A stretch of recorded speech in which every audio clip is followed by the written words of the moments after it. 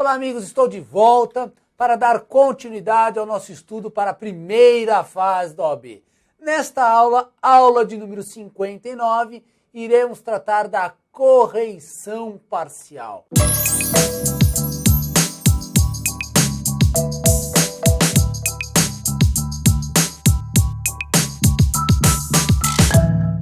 Correção parcial é um instituto que às vezes aparece e muita gente se confunde. Muita gente confunde para que serve esse instituto, para que serve a correção parcial. Então vamos lá. A correção parcial pode aparecer para você com alguns nomes diferentes. Pode aparecer como reclamação correicional, como recurso censório ou até recurso anômalo. Mas o mais comum é chamar de correição parcial. Previsão legal. Não há previsão legal, não há nenhum dispositivo expresso sobre a correção parcial. Ela é prevista nos regimentos internos dos tribunais, mas por conta disso algumas pessoas defendem até a inconstitucionalidade desses regimentos porque não há previsão na lei sobre a correção parcial. Mas o que é importante aqui ressaltar é que a CLT e a Constituição Federal permite que os tribunais criem regimentos internos prevendo a correção parcial. Então, há fundamento legal para a previsão no regimento interno. Então, é um mecanismo, é um remédio processual que tem previsão em regimento interno. E quando eu vou utilizar a correção parcial? Está aí na tela para você, olha só a definição. É o remédio processual cabível contra atos atentatórios à boa ordem processual. Volta a imagem aqui para mim. Até hoje nunca foi feita uma pergunta específica de correção parcial, mas muitas vezes aparece naquelas questões que envolvem vários assuntos. Aquelas questões que diz a afirmativa 1 está correta, a 2 está errada, e aí às vezes aparece lá, remédio processual contra atos atentatórios à boa ordem processual. Se aparecer isso, lembre-se, o examinador está falando da correição parcial. É disso que ele está falando. Quando a gente fala em correição no processo, a gente tem que lembrar que existem duas espécies de correção. A correção geral ou a ordinária e a correção parcial ou extraordinária. Vai para a tela aí, olha. A correção geral é aquela atividade exercida, de fiscalização exercida habitualmente pelo corregedor na área de sua responsabilidade. Volta para mim, o corregedor, ele atua nas varas do trabalho exercendo uma correção ordinária, uma correção geral. Agora, a correção pode ser parcial ou extraordinária, que é a fiscalização do corregedor através de um conhecimento particular, através de uma denúncia de uma pessoa interessada. Então, está ocorrendo um ato atentatório à boa ordem processual em um determinado processo. Eu, interessado, vou comunicar o corregedor através da correção parcial. Vai para a tela, tá aí então, ó.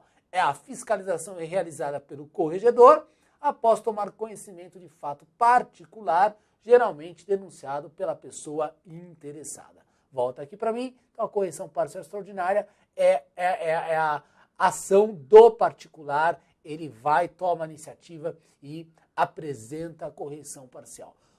O que pode ser perguntado para você sobre isso? E quando é possível utilizar essa correção parcial e quais são os requisitos dessa correção? E aí está na tela para você, requisitos. Ato atentatório.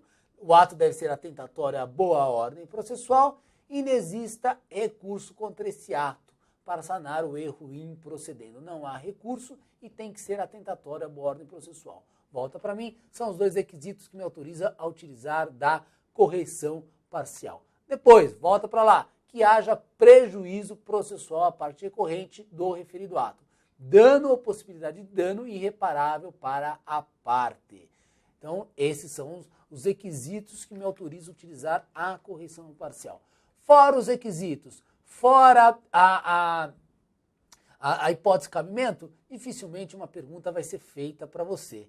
Tem que lembrar que a correção parcial inexiste preparo, inexiste custas, inexiste contrarrazões e correção não tem nada a ver com agravo de instrumento. Agravo de instrumento lá do processo civil é para atacar adesão interlocutória. Aqui não serve para substituir o agravo de instrumento e atacar qualquer adesão interlocutória.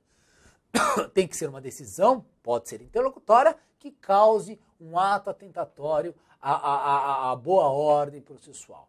Prazo estão nos regimentos internos, em regra são 5 dias, isso dificilmente é perguntado, não cai regimento interno, mas o que cai é a hipótese e quando é possível, se existe, é isso que é perguntado.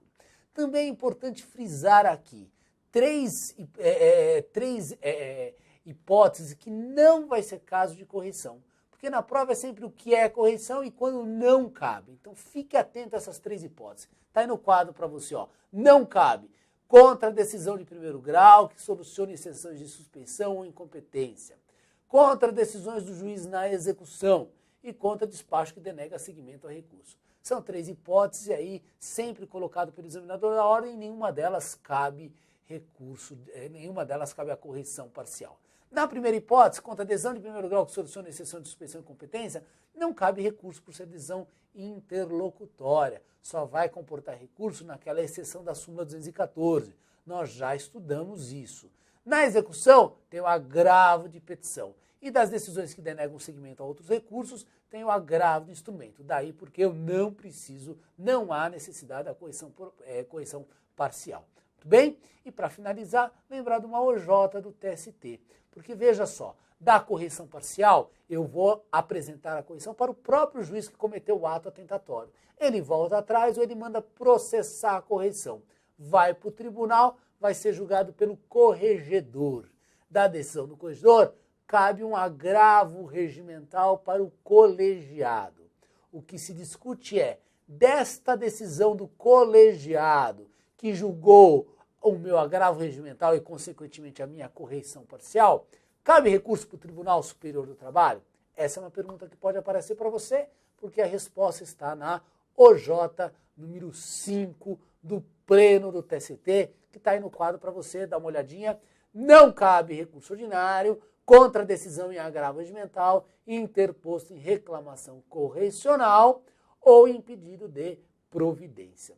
Volta para mim. Então, da correção, agravo regimental para o colegiado, da adesão ao colegiado, não cabe recurso.